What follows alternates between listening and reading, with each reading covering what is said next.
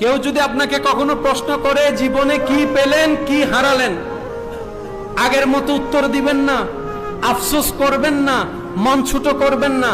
এখন থেকে একটু উত্তরটা ভিন্ন করার চেষ্টা করবেন।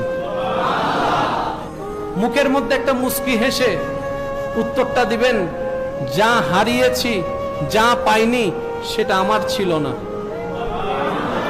যা হারিয়েছি, যা পাইনি সেটা আমার ছিল না, আর যা আমি পেয়েছি তার যোগ্যতা আমার মধ্যে নাই।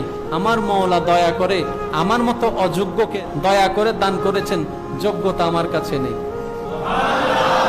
পাওয়া না পাওয়ার হিসাব আমার করার অধিকার নাই। আমি হচ্ছি বান্দা, উনি হচ্ছেন আমার স্রষ্টা। উনি আমাকে বানিয়েছেন, উনি আমাকে ভাঙ্গার অধিকার রাখে।